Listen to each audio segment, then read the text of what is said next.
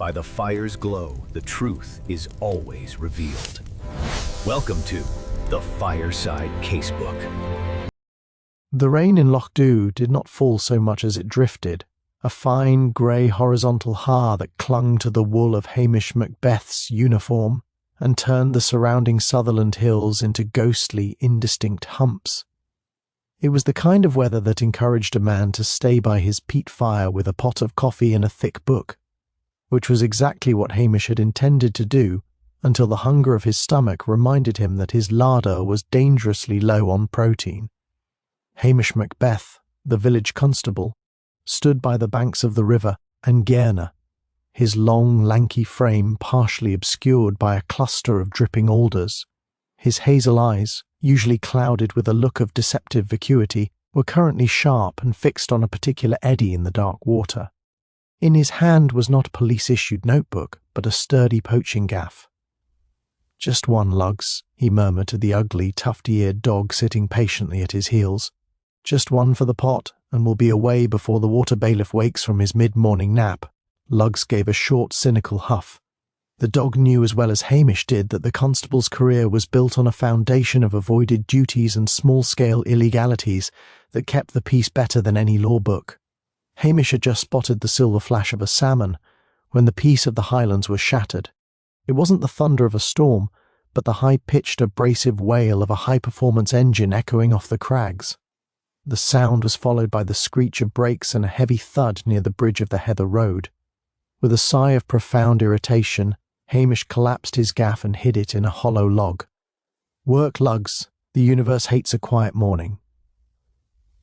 Climbed the embankment, adjusting his cap to hide his shock of wild red hair, and assumed his village idiot expression, a look of slow-witted, blinking innocence that had disarmed many a criminal and infuriated many a superior officer.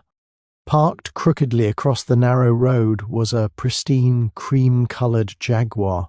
It looked like a sleek, expensive tooth dropped into a mud puddle. Standing beside it was a woman who appeared to have been airlifted directly from a Bond Street fashion boutique. She wore a tailored trench coat of a beige so pale it was a miracle it hadn't already been ruined by the mist, and her blonde hair was coiffed into a rigid helmet that defied the Atlantic wind. "You there, man!" she barked as Hamish approached. Hamish stopped, blinked slowly, and leaned against a fence post. "Good morning to you too, mistress. It's a grand day for a drive, though perhaps a bit damp for the upholstery." "It is a miserable day in a miserable corner of the world," the woman snapped. She gestured vaguely at the front of her car, which was wedged against a dry stone wall. "I've hit a rock, or a sheep, something small and insignificant. This road is a disgrace. Why isn't it paved properly?" "That would be the council's business," Hamish said mildly. "And the sheep, if it was one, might disagree about being insignificant.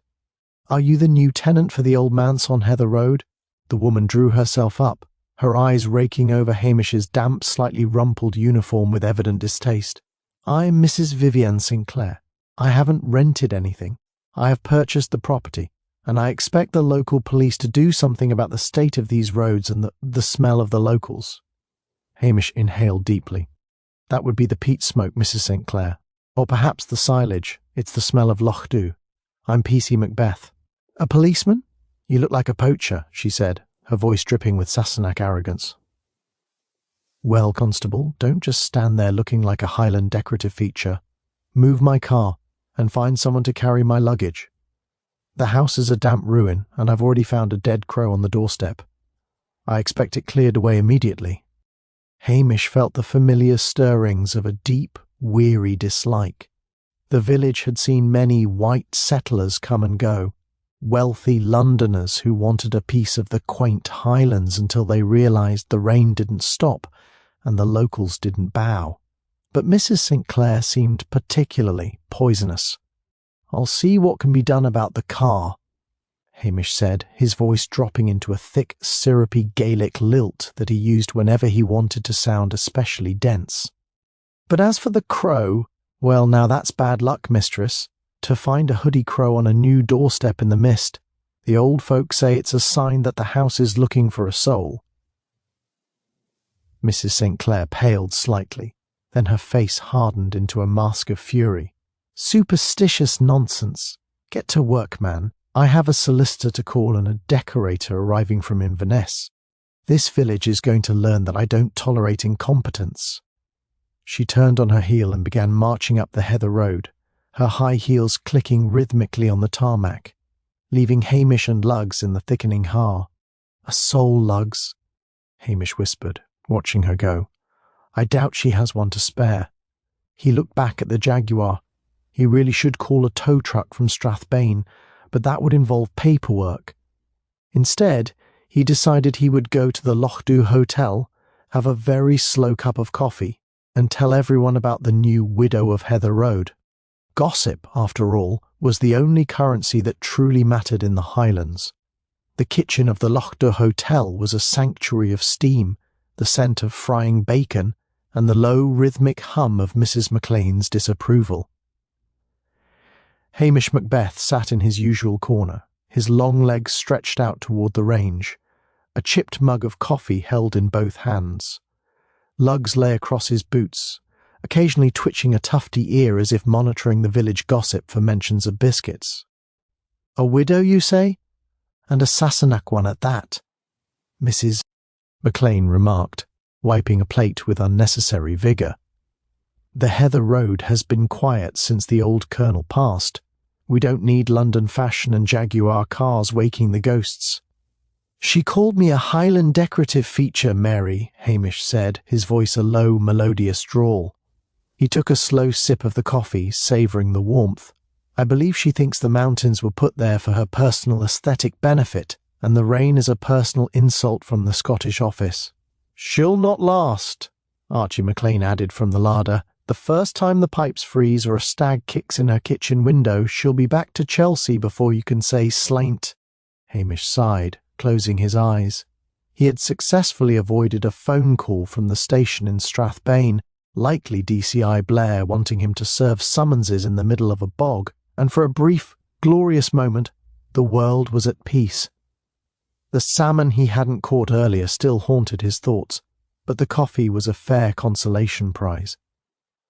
Then the heavy oak door of the hotel was thrown open with such violence that it rattled the copper pans on the wall. A small, wiry man in a paint-flecked jumpsuit stumbled in. His face, usually a healthy Inverness ruddy, was the colour of a curdled porridge. This was Mr. Pettigrew, the decorator Hamish had mentioned earlier. He looked as if he had seen the devil himself sitting in a peat bog. The police! Where is that policeman? Pettigrew gasped, clutching his chest.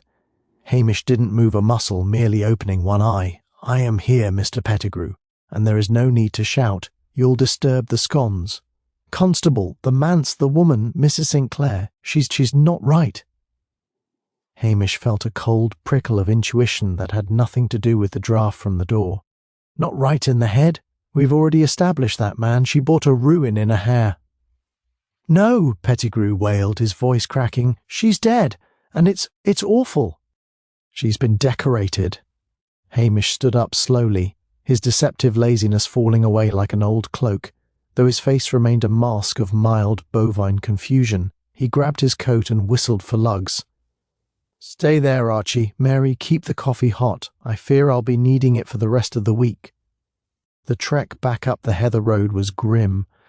The mist had thickened, turning the world into a claustrophobic tunnel of grey.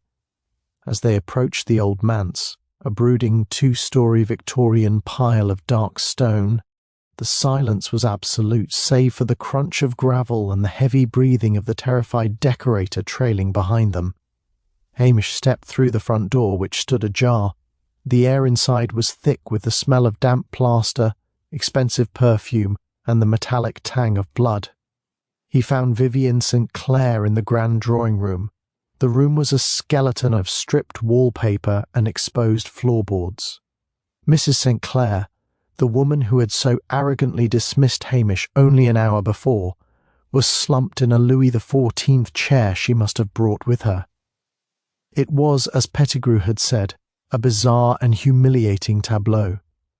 She had been strangled, that much was clear from the purple discoloration of her throat, But the killer had not stopped there.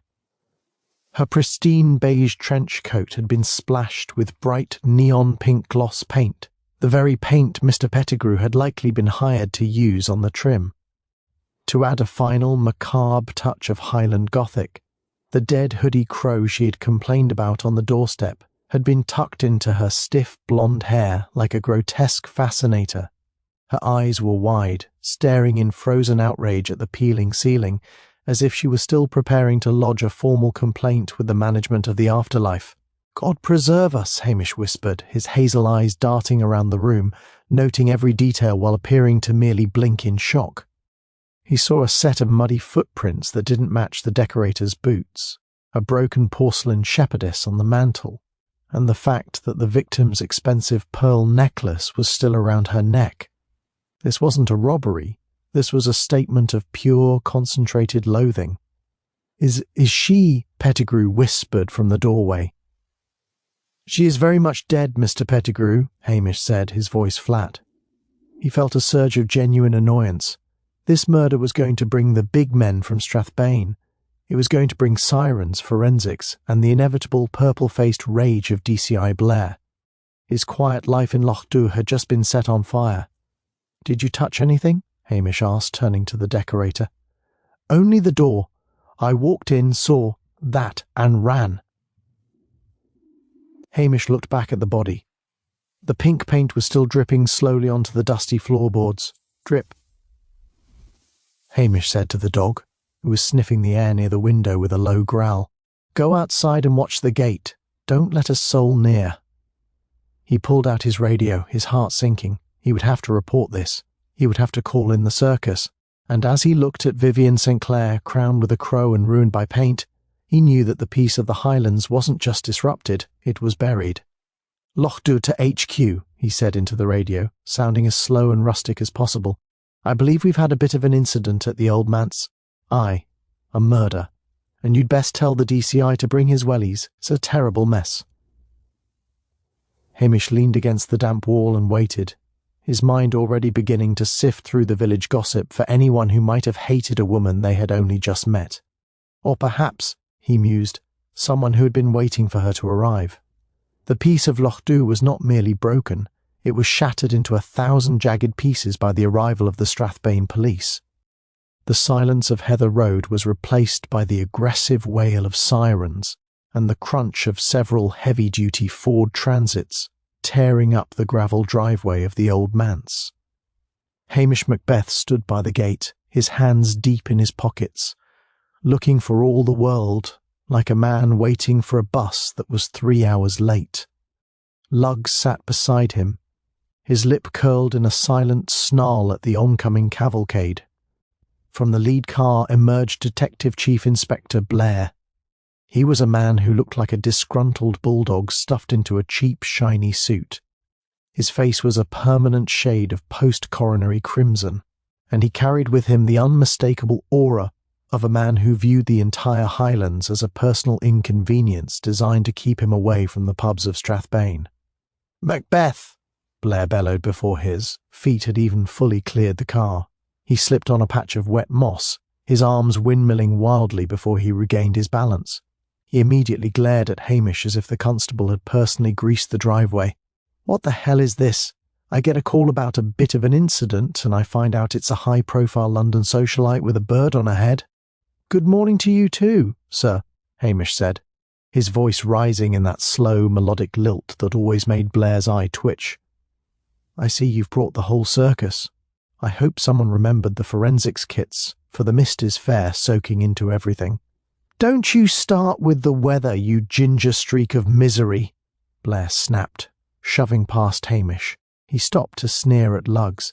"And get that flea-bitten rug away from the crime scene. If I find one orange hair in that drawing room, I'll have your badge and your pension." Hamish watched them go, a swarm of white-suited technicians and junior detectives who looked like astronauts lost in a peat bog. He followed at a distance, maintaining his look of bovine curiosity.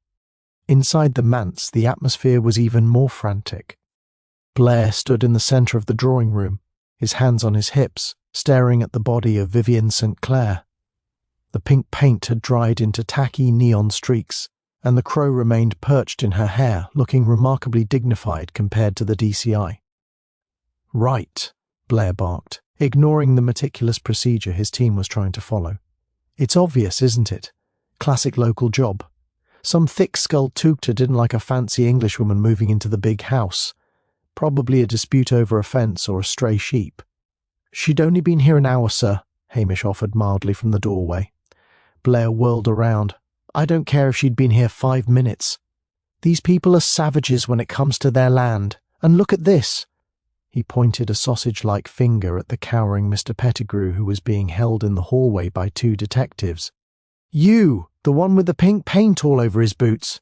I'm the decorator, sir," Pettigrew squeaked. "I was hired to paint the skirting boards." "A likely story," Blair sneered, walking toward the trembling man. "You've got the murder weapon all over your shoes, laddie. You had a row with her, didn't you? She complained about your shoddy work, you lost your temper, strangled her with your bare hands, and then thought you'd get clever with the paint to make it look like a ritual. And the bird! What's with the bird?" "I don't know anything about a bird," Pettigrew wailed. "It's a hoodie crow, sir," Hamish said. "Common enough in these parts, though they don't usually nest in a lady's perm." "Shut up, Macbeth," Blair roared. "It's clear as day. This peasant here did it. Take him down to the vans. I want him in a cell in Strathbane by lunchtime. I'll have a confession out of him before the pubs open." "But, sir," Hamish said, stepping further into the room and carefully avoiding a patch of damp floor. "Mr. Pettigrew has lived in Lochdew for 60 years. He's never so much as swatted a midge with malice. And if he were to kill someone, he'd hardly leave his own signature paint all over the body, would he? It's a bit on the nose, as they say." Blair marched up to Hamish until they were nose to chest. The DCI smelled of stale cigarettes and peppermint to cover the smell of last night's whiskey. "Listen to me, you useless, poaching excuse for a policeman. I am a detective chief inspector. You are a village bobby who can barely tie his own laces without help from a sheepdog. I don't want your intuition.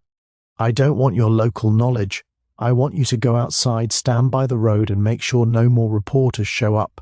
If I see your face inside this house again, I'll transfer you to the traffic division in Glasgow so fast your head will spin." Hamish blinked slowly, the image of a useless peasant firmly in place. "As you wish, sir. I'll just be outside, mooching about, making sure the road is clear for your triumph." "Get out!" Hamish turned and walked out, Lugs following with a final disdainful look at Blair's trousers. As soon as he was back in the cold grey hair, Hamish's expression shifted. The vacancy in his eyes vanished, replaced by a sharp, calculating glint. He knew Pettigrew hadn't done it. The murder was too theatrical, too pointed. The pink paint wasn't just a mess, it was a mockery of Vivian St. Clair's expensive tastes. And the crow, that was a touch of pure malice. Blair would spend the next 48 hours bullying a man who couldn't kill a fly, which gave Hamish exactly the window he needed. He didn't need forensics or interrogation rooms. He needed a pot of tea and a long talk with someone who knew exactly who Vivian St. Clair had been before she decided to become the widow of Heather Road. "Come on, Lugs," Hamish whispered. "Let's go see the postmistress. I have a feeling Mrs. St. Clair's mail might be more interesting than her decorator's paint." The village of Lochdew was a place where news didn't travel. It fermented. By the time Hamish reached the village stores and post office, the murder at the manse had already mutated from a strangling into a full-blown massacre involving a cult, a chainsaw, and possibly a rogue Russian submarine in the loch. Hamish stepped inside, the bell over the door giving a cheerful ping that felt entirely at odds with the grim morning. The air was a heady mix of floor wax, wool, and the sharp, vinegary scent of Mrs. Kennedy's pickling jars. Mrs. Kennedy, a woman whose spectacles were thick enough to stop a bullet and whose tongue was sharp enough to fillet a trout, was already leaning over the counter. She was mid-sentence with Mrs. Halberton Smythe's cook, but she stopped dead when Hamish entered. "Well, Hamish Macbeth," she said. her eyes narrowing behind the glass. "I hear the Sassenach lady has been done in, and by one of our own, if the sirens are anything to go by." "Blair's got poor Pettigrew in the back of a van," Hamish said, sighing. He leaned heavily against the counter, looking like a man whose bones had turned to lead. "It's a terrible business, Mrs. Kennedy, a terrible hungry business. I don't suppose there's a stray scone looking for a home, or a drop of that tea you've just brewed." Mrs. Kennedy's expression softened slightly. Like most women in Lochdu, she viewed Hamish as a sort of stray cat, annoying and prone to poaching, but ultimately in need of a good meal. She poured a mug of tea so dark it looked like industrial sludge and pushed a plate of fruit scones toward him. "Pettigrew? That's nonsense," she declared. "He hasn't the stomach for it. He faints at the sight of a splinter." "Aye, but Blair likes an easy catch," Hamish said, blowing on the tea. "He thinks she was just a wealthy widow looking for a view, but she didn't seem the type for the Highlands, did she? Not with those shoes." Mrs. Kennedy leaned in closer, her voice dropping to a conspiratorial hiss. "She wasn't just looking for a view, Hamish. I've been handling the mail for the manse since the sale went through. She's been receiving letters, heavy ones, expensive stationery, but no return addresses, and the names on them, well..." Hamish paused with a scone halfway to his mouth. "The names?" "The first few were for Vivian St. Clair," Mrs. Kennedy whispered. "But the last one, the one that arrived yesterday, it was addressed to a Mrs. V. Higgins. And let me tell you, Hamish, the handwriting was identical to the others. Violent it looked. Slashing lines. Scared her, it did. When she picked it up, she turned as white as a gutted haddock." "Higgins," Hamish repeated. "Not a very Bond Street name, is it?" "It's a working-class from Leeds name," said a voice from the doorway. Hamish turned to see Mr. Patel, the owner of the Lochdu curry shop, standing there with a crate of ginger beer. Patel was an astute man who saw more of the village's nightlife than anyone else. "She came into the shop last night, Constable," Patel said, setting the crate down. "Ordered a fall, extra hot, not the choice of a delicate London socialite, I'd wager. She sat in the corner looking over her shoulder the whole time, and she wasn't alone. A man came in. Tall, grey suit, looked like a debt collector or a lawyer with a grudge. They had a row. A quiet one, but the kind where the air feels like it's about to spark." Hamish finished his scone in 2 bites, his mind racing behind his sleepy hazel eyes. "Did he have a name, this man?" "She called him Arthur," Patel said. "He told her she couldn't hide in a bog forever. She told him the money was gone and he could go to the devil." Hamish nodded slowly. So Vivienne St. Clair was likely Vivienne Higgins, a woman with a past, a hidden fortune, and a very angry man named Arthur on her tail. It was a far cry from Blair's theory of a local property dispute. "And the crow, Mrs. Kennedy?" Hamish asked. "Did she have any enemies among the bird-watching fraternity?" Mrs. Kennedy snorted. "The crow is a message, Hamish. You know the old rhyme, one for sorrow. But in the old days, a hoodie crow on the head was the sign of a kai-leech, a witch, or a woman who's brought a curse upon her house. Someone in this village isn't just angry, they're using the old ways to hide a very modern grudge." Hamish stood up, dusting crumbs from his uniform. "Thank you for the tea, Mrs. Kennedy, and for the education, Mr. Patel." "Where are you going?" Mrs. Kennedy called after him. "Back to help the DCI? Oh no," Hamish said, a small, crooked smile playing on his lips. "I think I'll go for a walk by the loch. Blair has everything under control, or so he keeps shouting. I'm just a Highland decorative feature after all." As he stepped back out into the mist, Lugs fell into step beside him. Hamish wasn't going to the loch, he was going to the hotel.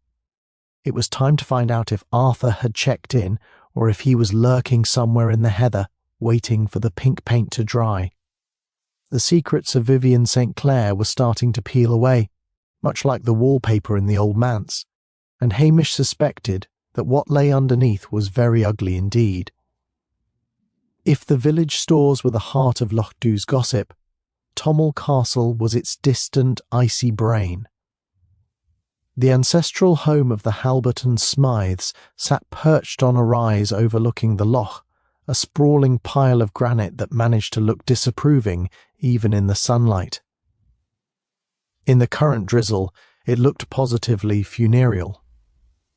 Hamish Macbeth pedalled his rusty bicycle up the long, winding drive, lugs trotting stoically alongside.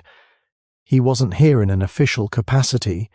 DCI Blair had made it quite clear that Hamish's official capacity was currently limited to standing near traffic cones, but he knew that if Vivian St. Clair had been trying to social climb, she would have eventually hit the glass ceiling of Priscilla Halberton Smythe. Priscilla was the great ache in Hamish's heart, a beautiful, cool blonde who treated Hamish with a mixture of genuine affection and the sort of pity one might afford a particularly clever sheep. He found her in the conservatory, surrounded by damp ferns and the smell of expensive potting soil. She was wearing a cashmere sweater the colour of the Highland sky and was pruning a rose bushes with a pair of silver shears. "Hamish," she said, not looking up, "I heard the sirens. I assumed you'd finally arrested the minister for his Sunday sermons being too long." "Not yet, Priscilla," Hamish said, removing his cap and looking around for a place to sit that wouldn't result in a face full of damp greenery. "Though it's a crime I'd happily prosecute. I suppose you've heard about the manse? The widow of Heather Road?" Priscilla turned, her blue eyes sharp. "The whole of Sutherland has heard my father is apoplectic. He says murder in the village is bad for the grouse season. He's currently in the library trying to write a letter to the Times about the decline of the rural police force." "Blair is doing his best to prove your father right," Hamish sighed. "He's arrested poor Pettigrew. Thinks the pink paint was a sign of a deranged local mind." Priscilla gave a short, elegant laugh. "Pink paint? Vivian St. Clair would have hated that. She spent the last month trying to convince me she was related to the Duke of Westminster. She called me 3 times last week asking for the name of my London milliner. The woman was a complete fraud, Hamish." Hamish leaned against a stone plinth. "A fraud? In what way?" "In every way that matters to women like her," Priscilla said, setting down her shears. "Her accent was a brittle shell. If she got angry, a bit of the North Country would leak through. Leeds or Sheffield, I'd wager. And the St. Clair, it's a stage name, Hamish, or a shield. She was playing at being a lady, but she had the eyes of someone who had spent her life running away from a debt collector. Mr. Patel saw her with a man, Hamish noted. Tall grey suit. She called him Arthur.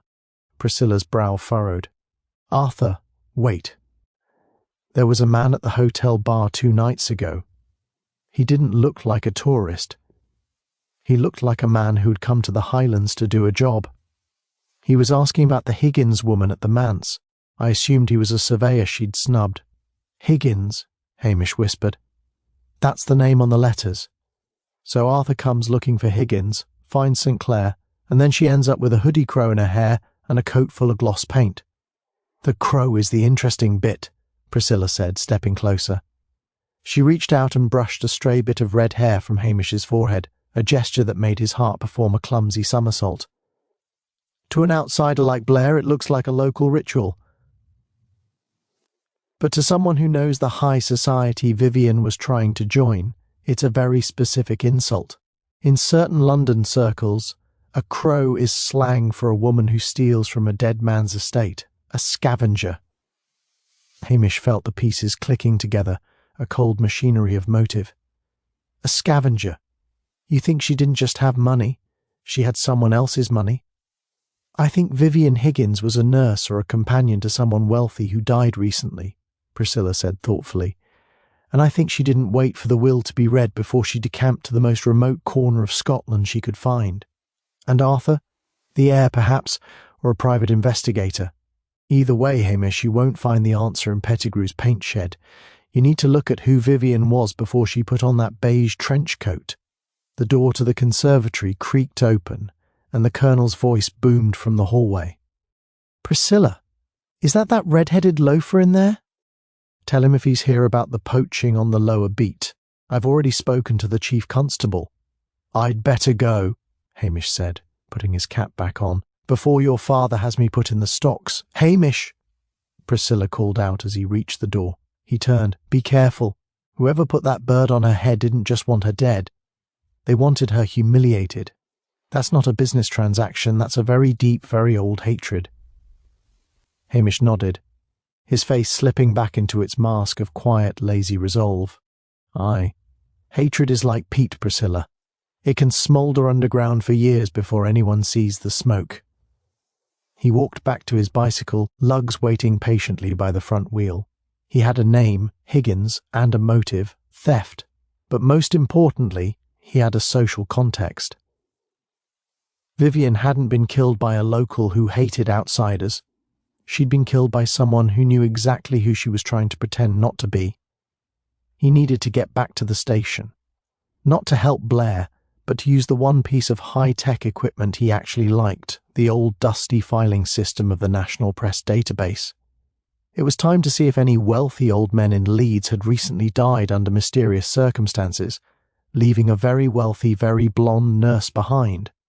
The Lochdur police station, usually a place of tranquil boredom and the gentle ticking of a grandfather clock, had been transformed into a smoky, chaotic outpost of the Strathbane CID.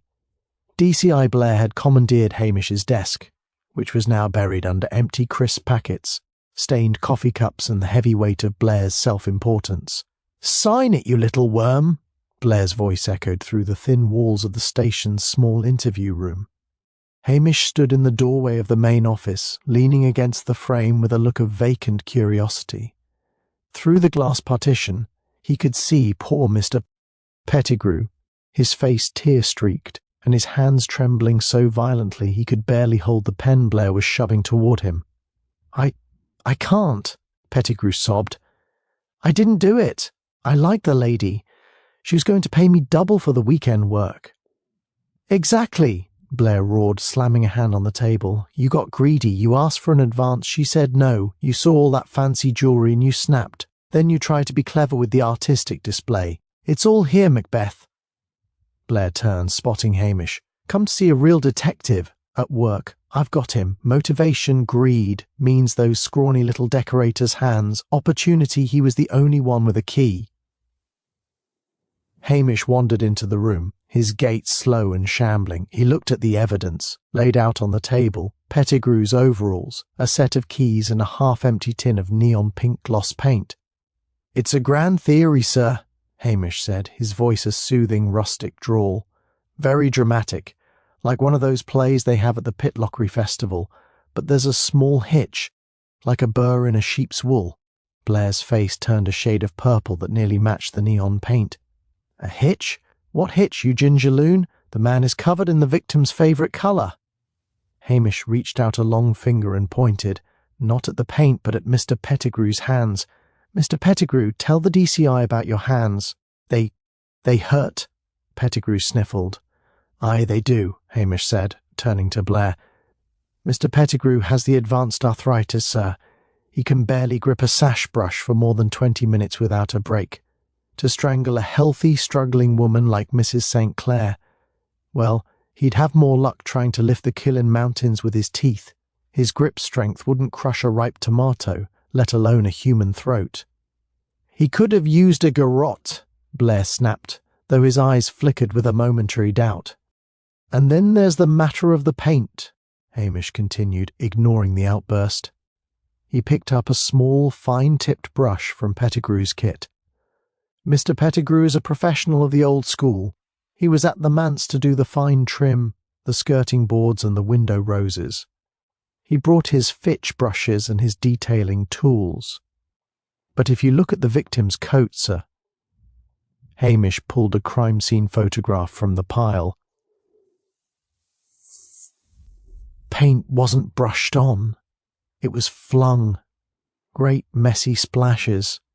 And the tin, it's a 4-litre industrial vat. Pettigrew only brought the 1-litre cans of tester colours today. He hadn't even opened the neon pink yet. The seal on his can was still intact when forensics found it in his van." Blair snatched the photograph, his breathing becoming heavy and laboured. "So, he used a different tin. A tin that wasn't there," Hamish said mildly. "The pink paint on the body is a different brand. It's a cheap Tradex gloss from a hardware supermarket in Inverness. Pettigrew only uses Highland heritage pigments. He's a snob about his oils, aren't you, Mr. Pettigrew?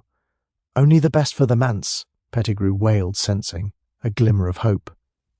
And finally, Hamish added, his voice dropping to a whisper, there's the matter of the crow. Mr. Pettigrew is a member of the Royal Society for the Protection of Birds. He spends his Sundays building owl boxes. He wouldn't touch a dead hoodie crow if you paid him in gold bullion. He has an ornithological phobia, as the doctors call it. He faints if a sparrow gets too close to his sandwiches. Blair looked from the photograph to the trembling decorator, then back to Hamish. The silence in the room was thick enough to choke on. The DCI knew he was losing his easy catch, and his rage was beginning to shift from Pettigrew to the man who had pointed out the flaws. "So what are you saying, Macbeth?" Blair hissed, stepping close enough for Hamish to see the broken capillaries in his nose. "That some mystery man brought his own paint, his own bird, and did a bit of interior decorating after the murder.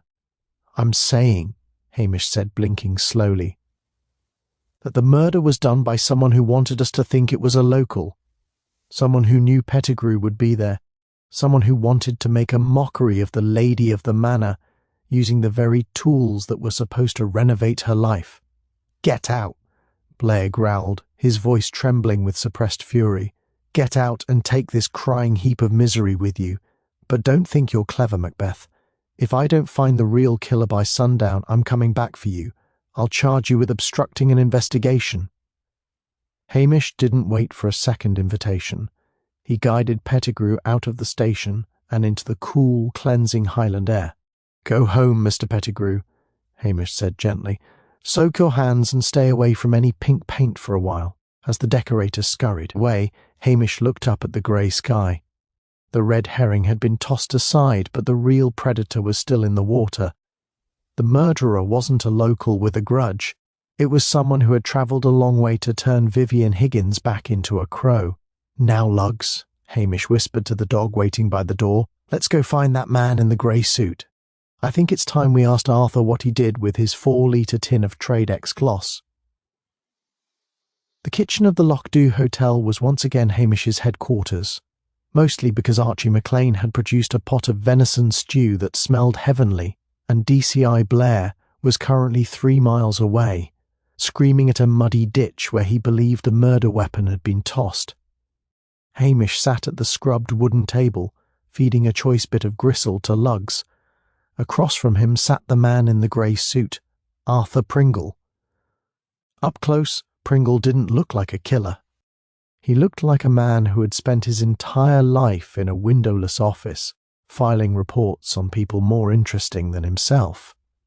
He was currently nursing a double whiskey with a hand that shook slightly.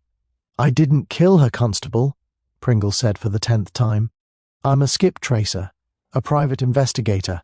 My job is to find people, not to decorate them with poultry." "And you found Vivian Higgins," Hamish said, his voice mild as he mopped up gravy with a crust of bread. "Tell me about Leeds, Mr. Pringle. Tell me why a woman with a Jaguar and a Bond Street wardrobe was hiding in a damp manse in the middle of a Sutherland Har." Pringle took a gulp of whiskey. "She wasn't a St. Clair.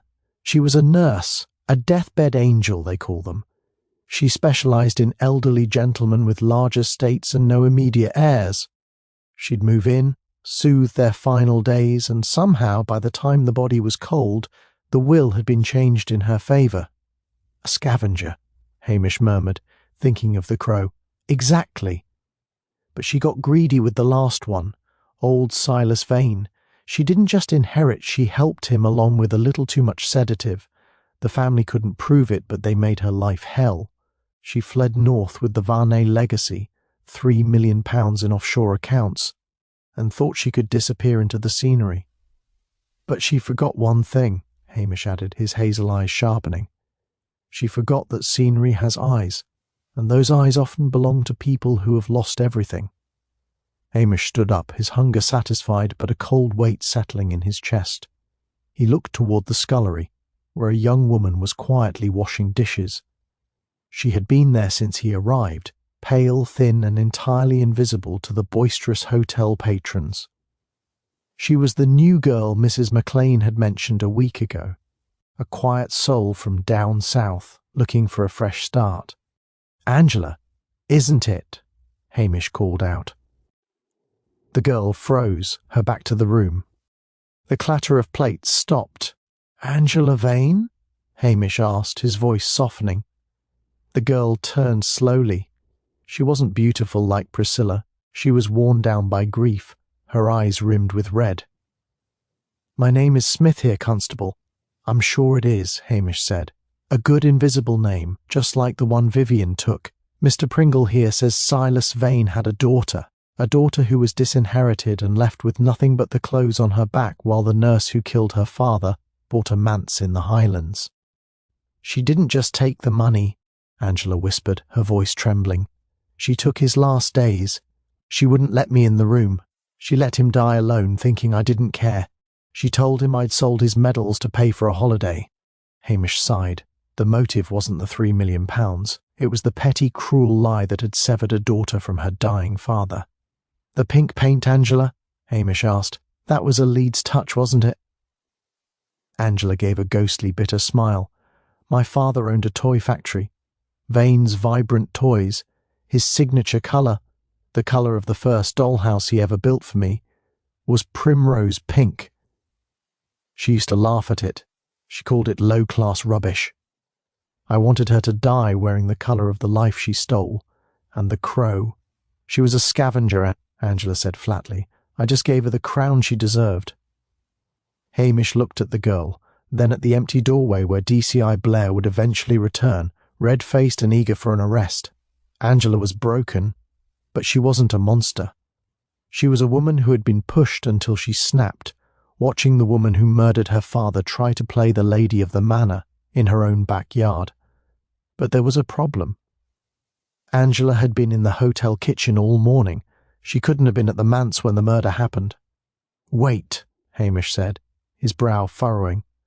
"If you were here, serving breakfast to the guests, who went to the manse?" Angela looked at him, confusion flickering in her eyes. "I didn't go there today, Constable. I was going to. I had the paint in my locker. I was going to confront her tonight. But someone told me she was already dead." Hamish froze. If Angela hadn't done it yet, then who had? Who else knew about the deathbed angel? He realized then that he had missed something, a social dynamic he had ignored. He had been so focused on the Sassenach tension that he had forgotten the most important rule of the Highlands. Nobody gets into a big house without the help of a local. "Mr. Pringle," Hamish said, turning to the investigator, "who told you where to find Vivian?" "I had a tip," Pringle said. "A local solicitor's clerk in Strathbane. Said she was acting for a woman who was terrified of her past catching up with her. The clerk said she wanted to make sure the right people knew where she was." Hamish felt a surge of adrenaline, the helpful person, the person who had been invisible in the paperwork of the house sale, the solicitor's clerk. Hamish whispered, "Or perhaps the solicitor's wife?" He remembered the decorator from Inverness Mrs. St. Clair had mentioned. She hadn't arrived yet, but someone else had been at the house. Someone who knew about the pink paint, because Angela had been talking about her father's factory in the village pub. The murder wasn't a daughter's revenge. It was a blackmail gone wrong. "Lugs," Hamish barked. "We're going back to the manse. I think the killer isn't hiding in the past. They're hiding in the official files of the estate." Hamish Macbeth knew that a direct confrontation with a cornered predator was a recipe for a messy afternoon. In the Highlands, you didn't catch a fox by chasing it through the heather. You found out where it went for its supper and waited there with a stout stick.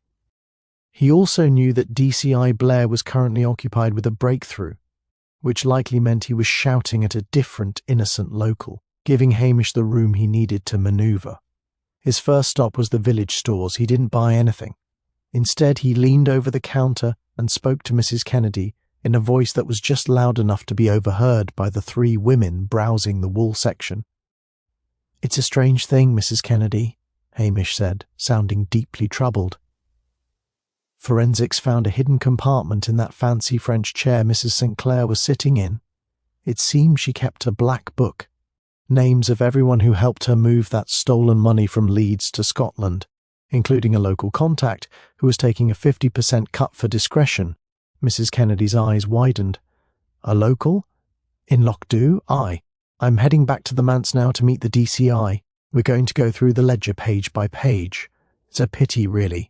Whoever it is will be looking at 20 years for conspiracy to murder. I'll be there all night, I expect. By the time Hamish reached the bridge, he knew the news would be halfway to Strathbane. He didn't go to meet Blair. Instead, he and Luggs snuck into the old manse through the servants' entrance, moving with the practised silence of two seasoned poachers. The house was cold and smelled of damp dust and the lingering, cloying scent of Vivienne's perfume. The body had been removed, leaving only a chalk outline and a dark, sticky stain on the floorboards where the pink paint had pooled. "Down, Luggs," Hamish whispered, settling into the shadows of the heavy velvet curtains in the study, which adjoined the drawing-room. He didn't have to wait long. The Highlands in winter provide a darkness that is absolute, but Hamish's eyes were used to the gloom. About 2 hours after the sun had dipped behind the hills, the front door creaked. It wasn't the heavy boot thud of a policeman. It was the light, purposeful step of someone who knew exactly where the floorboards didn't squeak. A beam of a flashlight cut through the drawing room, dancing over the chalk outline. The figure was draped in a dark waterproof cloak, the hood pulled low. They moved straight to the Louis XIV chair, or where it had been before the police took it away. The figure hissed in frustration, the light swinging wildly. "It's not there, Mrs. Lavenham," Hamish said, stepping out from the shadows. He didn't point a gun, he just stood there, tall and looming, with his hands in his pockets. "The Black Book was a bit of a story I told Mrs. Kennedy. I'm surprised you believed it. A solicitor's wife should know better than to trust village gossip." The figure whirled around, the flashlight beam hitting Hamish in the eyes. He didn't blink. Slowly, the hood was pushed back to reveal Sheila Lavenham. She was a pillar of the local community, the woman who organised the Highland Games and whose husband handled every property deed from here to Durness. "Macbeth," she spat, her usual lady of the manor persona replaced by something sharp and ugly. "You always were a nuisance. What are you doing here in the dark?" "Waiting for a blackmailer," Hamish said mildly. "You see, Angela Vane told me about her father's factory, and Mr. Pringle told me a solicitor's clerk had leaked Vivienne's location. But clerks don't have access to the private files in your husband's safe, Sheila. Only a wife who helps out with the filing does." He took a step forward, Luggs letting out a low, vibrating growl at his side. "You found out Vivienne was a thief," Hamish continued. "You thought you'd help yourself to a piece of that £3 million. But Vivienne wasn't the type to be pushed. She was a predator herself.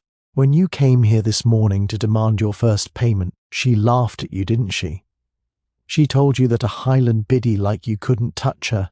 Sheila's face contorted. "She was a common nurse. A murderer. She sat there in that chair drinking tea and told me I was a glorified secretary who should be grateful for whatever crumbs she threw me. She was going to ruin my husband's practice if I didn't back off. So you strangled her," Hamish said. "And then you saw the pink paint Angela had left in the hallway. You'd heard the girl crying in the hotel about Primrose Pink and the Crow. You thought you'd be clever. You'd kill the blackmailer and frame the grieving daughter all in one go." "No one will believe you," Sheila said, her voice rising to a frantic pitch. She reached into the pocket of her cloak. "You're a lazy, useless policeman who spends his time poaching salmon. My husband is the most respected man in the county." "Aye," Hamish said, his voice dropping to a dangerous whisper, "and that's why I brought a witness who isn't a useless peasant." He nodded toward the hallway. From the darkness stepped Priscilla Halberton Smythe, holding a small, glowing recording device behind her. Looking uncharacteristically sombre was the Colonel. I think the respected man will have a hard time explaining this, Sheila, Priscilla said, her voice like ice. Sheila Lavenham looked from the recorder to Hamish's grim face. For a moment, she looked as if she might bolt, but Lugg shifted his weight, his teeth bared in the moonlight. The trap had snapped shut, and the lady of the games was caught fast in the teeth of her own greed. For a heartbeat, the drawing room was as silent as a mountain corrie before a storm. Sheila Lavenham stood frozen, the beam of her flashlight trembling against the chalk outline of the woman she had murdered. The presence of the Colonel and Priscilla had turned her calculated risk into a catastrophic blunder. Then the silence broke. Sheila didn't weep or surrender. Instead, a shrill whistling sound escaped her throat, a noise of pure cornered desperation. She lunged, not toward the door where the Colonel stood, but directly at Hamish. The heavy industrial flashlight in her hand was swung with a strength born of a lifetime of gardening and Highland winters. "Look out, Hamish," Priscilla cried. Hamish Macbeth, usually the picture of languid unimportance, moved with the sudden, startling fluidity of a stalking wildcat. He didn't scramble, he simply stepped into her arc, catching her wrist with a hand that had spent years hauling heavy salmon nets and wrestling refractory rams. The flashlight flew from her grip, clattering across the floorboards and illuminating the pool of neon pink paint. "Now, Mrs. Lavenham," Hamish said, his voice dropping the rustic lilt for something hard and commanding. "There's no need to be making this any worse than it already is." But Sheila was beyond reason. She was a woman who saw her social standing, her husband's career, and her very life evaporating in the damp air of the manse. She clawed at his face with her free hand, her fingernails raking across his cheek. Hamish winced but didn't let go. "Get back, Priscilla! Colonel!" Hamish shouted as the struggle intensified. Luggs, sensing his master's distress, launched himself into the fray. He didn't bite. Hamish had trained him better than that. But he became a 60-pound whirlwind of tufty fur and barking fury, tripping Sheila as she tried to plant her feet. The momentum carried them both toward the centre of the room. They hit the floor hard, sliding through the tacky, half-dried remains of the Trade-X gloss paint. It was a chaotic, undignified spectacle. The village constable and the leading light of the Lochdu Ladies' Guild wrestling in a sea of neon pink. You stupid red-headed peasant!" Sheila screamed, her face inches from Hamish's. She was a vulture. She deserved to die. "I was just taking what was owed to the community. Murder isn't a community service, Sheila," Hamish grunted, pinning her shoulders to the floorboards. He was covered in pink streaks, his uniform was ruined, and his face was stinging from the scratches, but he held her fast. The front door burst open, and the room was suddenly flooded with the harsh, artificial light of several high-powered torches. "What the devil is going on here?" DCI Blair's roar preceded him as he stomped into the room, followed by two of his detectives. He stopped dead, his mouth falling open. He saw the Colonel and Priscilla standing in the corner, and then his gaze moved to the floor. He saw Hamish Macbeth, drenched in pink paint, sitting on top of a dishevelled, snarling Sheila Lavenham. "Macbeth!" Blair bellowed, his face turning a familiar, dangerous shade of violet. "I told you to stay away from this house. And what in the name of God have you done to Mrs. Lavenham? That's the solicitor's wife, you maniac." Hamish looked up, blinking with a return to his slow expression, despite the blood on his cheek and the paint in his hair. "Ah, DCI Blair, you're just in time. Mrs. Lavenham was just explaining how she managed to get the crow into the victim's hair without ruining her own manicure." "He's lying!" Sheila shrieked, struggling beneath Hamish. "He attacked me. He's been poaching and he's trying to frame me to cover his own crimes." "Actually, Inspector," Priscilla said, stepping forward with the recording device held high, her voice cool and authoritative, We have the entire confession on tape. Mrs. Lavenham admitted to the murder and the blackmail in front of myself and my father." The colonel cleared his throat, adjusting his tweed jacket. "Quite right. Deuced unpleasant business. Macbeth here handled it with remarkable, vigour, though he does look a bit of a mess." Blair looked at the recording device, then at the colonel, a man with enough political connections to have Blair transferred to a traffic island in the Shetlands, and then at the pink-stained constable on the floor. The realization that Hamish had once again solved the case under his nose hit the DCI like a physical blow. "Get her up," Blair snapped at his detectives, his voice trembling. "And get that dog away from me." As the detectives hauled a sobbing Sheila Lavenham to her feet, Blair leaned down until his nose was inches from Hamish's. "You think you're clever, don't you? You think this makes you a hero?" "I think I need a bath, sir," Hamish said mildly, wiping a glob of pink paint from his eyebrow. "And perhaps a new pair of trousers. This is my only good uniform." The arrest was messy, loud, and entirely devoid of the dignity Sheila Lavenham had spent her life cultivating. As she was led out to the waiting vans, she looked less like a pillar of the community, and more like the very scavenger she had claimed Vivian Higgins to be. Hamish stood up, his bones aching. He looked at Priscilla, who was watching him with a mixture of amusement and something that looked suspiciously like respect. "You're a mess, Hamish," she said softly. "Aye," Hamish sighed, looking down at his pink-streaked sleeves. But at least the Highland decorative feature caught the right fox this time. The dawn that broke over Loch Dhu the following morning was uncharacteristically clear.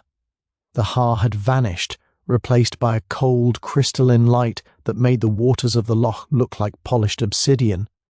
Inside the police station, however, the atmosphere was as thick and unpleasant as a stagnant bog. DCI Blair sat at Hamish's desk, staring at the recording device Priscilla Halberton Smythe had provided. He looked like a man who had been told he'd won the lottery, only to find out the prize was a lifetime supply of salt herrings. Hamish Macbeth stood by the window, wearing a borrowed tracksuit that was 2 sizes too small, as his uniform was currently soaking in a tub of turpentine at the hotel. He was nursing a mug of tea, watching the sunlight hit the peaks of Sullivan. "It's all here, sir," Hamish said, his voice a masterpiece of humble submission. "The motive, the confession, the details about the paint. A clean sweep for the Strathbane CID. The chief constable will be delighted."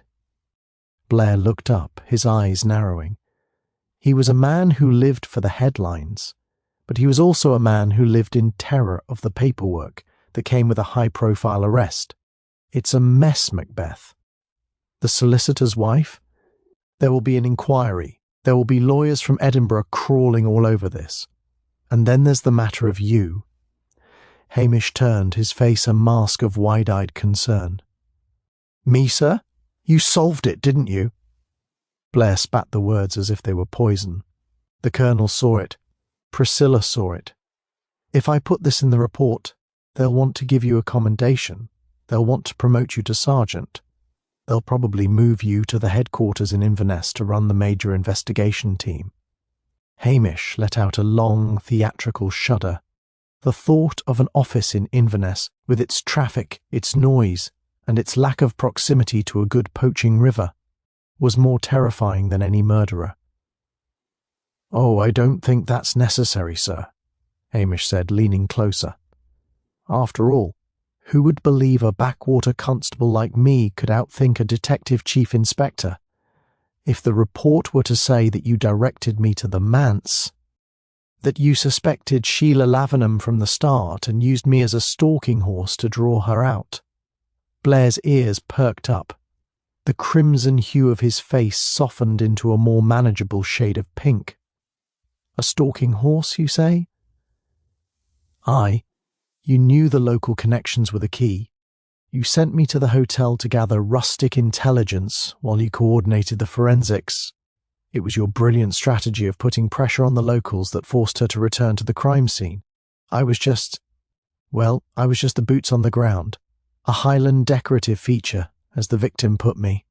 A slow, greedy smile began to spread across Blair's bulldog face. It was a sound strategy, now that you mention it.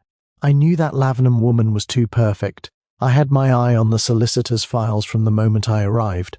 Exactly, sir, Hamish encouraged. And if you could just omit the part about the pink paint on my tracksuit, it would save us both a lot of explaining. No one needs to know about the scuffle. It makes the police look undignified. Better to say she surrendered quietly to your superior authority. Blair stood up, puffing out his chest. Quite right, Macbeth. Dignity is paramount in the CID. I'll write the report myself. I'll make sure the chief knows that your, assistance was adequate. Under my strict supervision, of course. Of course, sir. And the promotion? I'm sure you'll tell them I'm far too valuable here in Loch Dhu, maintaining the peace, keeping an eye on the salmon. Blair snorted, grabbing his coat. You're a lazy, poaching rogue, Macbeth. But you're right about one thing. Inverness doesn't want you. They have standards there. As Blair marched out of the station, shouting orders to his team to prepare for a triumphant return to Strathbane, Hamish sank into his chair. He felt a profound sense of relief. The danger of a promotion had passed, and the widow of Heather Road was no longer disrupting the silence of the glens. The following morning, the sun rose over Loch Dhu with a clarity that felt like a personal apology from the heavens. The heavy, oppressive hair had been swept away by a brisk northeasterly wind, leaving the peaks of Sullivan and Canisp standing sharp and majestic against a pale sapphire sky. The Anguirna River, once dark and secretive, now sparkled with a million dancing shards of light. Hamish Macbeth sat on the bench outside the police station, a chipped mug of coffee held in his large, scarred hands. He was dressed in his spare uniform, the one that was slightly frayed at the cuffs, but, crucially, free of neon-pink gloss. Lugs lay at his feet, his chin resting on his paws, watching a pair of oyster-catchers bickering on the shore with an air of profound boredom. The silence of the village was a physical presence, a warm blanket that had been missing since the widow of Heather Road had arrived in her cream-coloured Jaguar. The circus had departed. DCI Blair was likely already halfway to Strathbane, rehearsing his speech for the chief constable, and perhaps practicing his stern but fair face for the local television cameras. The sound of gravel crunching announced a visitor. Hamish didn't look up. He knew the light, rhythmic tread. You look far too comfortable for a man who almost died in a sea of industrial paint last night, Priscilla Halberton Smythe said, stopping in front of him. She was dressed for travel, a sleek leather weekend bag slung over her shoulder. It's the coffee, Priscilla, Hamish said, looking up and giving her a slow, crooked smile. It has restorative properties that the medical profession has yet to fully document. Priscilla looked out toward the loch. My father is still talking about it. I think he's rewritten his letter to the Times 3 times already. He's gone from calling you a red-headed loafer to a necessary if unconventional asset to the Highlands. I'd take it as a compliment, Hamish. It's the closest he's ever come to a standing ovation. I'll treasure it, Hamish drawled. Are you away back to London, then? For a while? There's an exhibition in Mayfair I promised to attend. She hesitated, her blue eyes searching his face. You know, Blair is going to take every bit of the credit. He'll get the commendation. He'll get the headline. Everyone will think he's the one who outmaneuvered a blackmailer. That is the idea, Priscilla, Hamish said softly. If the big men in Strathbane think I'm a genius, they'll want to move me. They'll put me in a suit and sit me behind a computer in a room with no windows. They'll expect me to fill out forms in triplicate and care about key performance indicators. He shuddered, a genuine tremor of dread. I'm a man who needs the wind and the rain and the occasional stolen salmon. I'm quite happy to let Blair be the hero so long as I can be the village Bobby. Priscilla reached out and squeezed his hand, a brief fleeting touch that sent a spark through Hamish's chest. You're a strange man, Hamish Macbeth. Most people spend their lives climbing ladders. You seem perfectly content to sit on the bottom rung and watch the view. The view is better from down here, Hamish replied. You don't have so far to fall. He watched her walk away toward her car, her blonde hair catching the morning light. There was a familiar ache in his heart, but it was a comfortable one, like an old shoe. An hour later, as Hamish was considering the merits of a mid-morning nap, Angela Vane appeared. She looked different. The haunted, frantic look had left her eyes, replaced by a weary peace. She was carrying a small suitcase. "I'm catching the bus to Inverness," she said, standing by the gate. "I wanted to say goodbye, and to thank you, Constable, not just for the truth, but for not arresting me when you had the chance." "I couldn't arrest you for a crime you hadn't committed yet, Angela," Hamish said gently. "And as for the paint, well, I think the loch will wash it away eventually. I've decided what to do with the money," she said, her voice strengthening. "The Varney legacy. I'm setting up a foundation for palliative care nurses, real nurses, the kind who stay with people because they care, not because they're looking for a will to sign. I think my father would have liked that." "I think he would have been proud of you," Hamish said. She smiled, a genuine small smile, and turned to walk toward the village square. Hamish watched her go, feeling a quiet satisfaction. The deathbed angel was gone, and in her place, something good might actually grow. By lunchtime, the village had returned to its natural rhythm. Mrs. Kennedy was back to complaining about the price of flour. Archie McLean was arguing with a delivery driver about the freshness of the haddock, and the old manse on Heather Road sat empty once more, its windows staring blankly at the hills, waiting for the next dreamer or fugitive to try their luck with the Highland winter. Hamish stood up and stretched, his joints popping. "Well, Lugs," he said, whistling for the dog. "The station is clean, the paperwork is filed, or at least hidden under the blotter, and the DCI is 100 miles away." He walked back into the station and headed straight for the small, soot-stained stove in the corner. He moved the heavy iron pot of stew onto the heat, the rich, savoury scent of venison and root vegetables soon filling the room. It was a simple meal, but to Hamish it was a feast. He sat at his desk, opened his book, and took a long, contented sip of his fresh coffee. The world outside might be full of ambition, greed, and neon-pink madness, but here in Loch Dhu, under the shadow of the mountains, life was exactly as it should be. "One more day, Lugs," Hamish whispered, turning a page as the stew began to bubble. "Just one more quiet day." Outside, the Highland wind picked up, whispering through the heather and rippling the surface of the loch, carrying the secrets of the village away into the vast, indifferent peaks of the north.